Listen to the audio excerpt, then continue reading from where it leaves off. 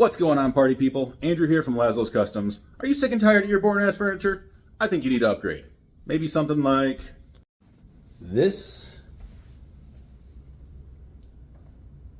or even this. Stick around for a quick build video, the first of many to come. Started out with some spalted maple that I got from Facebook Marketplace. Rough sanded it down to get the planer marks off so I could see what kind of figuring I was dealing with.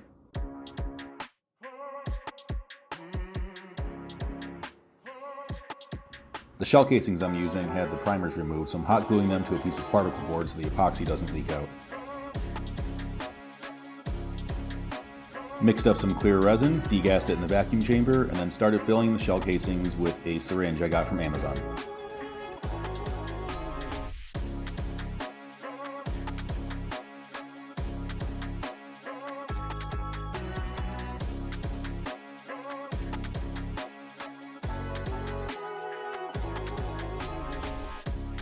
Started making the form out of some melamine and my circle cutting jig with my Milwaukee trim router. Rough cut the maple with my jigsaw and planed it smooth. Put the form together using some landscape edging and some silicone. This stuff is awesome for circular molds, it peels right off.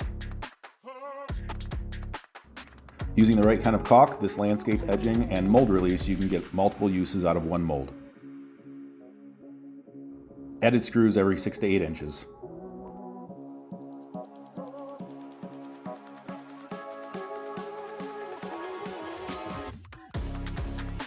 Made a dam for the butt joint and secured it with screws and caulk.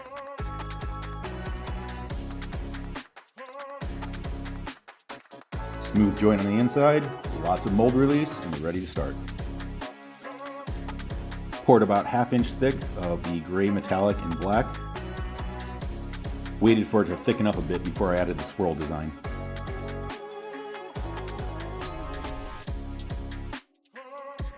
After 24 hours, I added the shell casings and then arranged them in the order I wanted. I used 9mm, 45, and 223. Gently added in the deep cast resin. I filled it to about 1/2 inch above the wood. I waited about 2 weeks before I took everything out of the molds. As you can see, the landscape edging peels right off.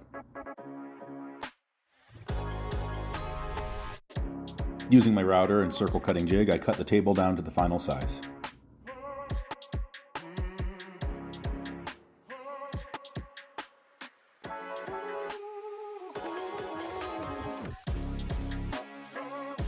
Off camera, I surfaced the top with a CNC router and a 2-inch fly cutter. Sanding progression is 150, 240, 320, 400, 600, 800, and then 1000.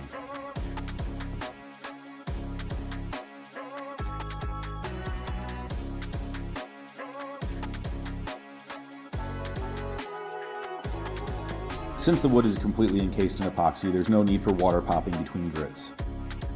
But you should wipe the piece down with denatured alcohol to get rid of any dust or debris.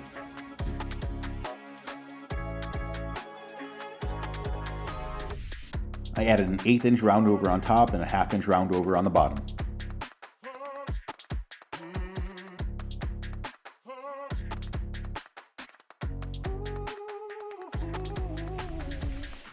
Finished with a 1000 grit on top to make sure the router didn't leave any little scuffs. Drilled holes for the base, countersunk, and then added threaded inserts. To finish the surface, I use a heavy cut, a light cut, and an ultra shine polishing compound. And as always, I put way too much product on, splattered everywhere, and ruined my shirts. But the results are beautiful.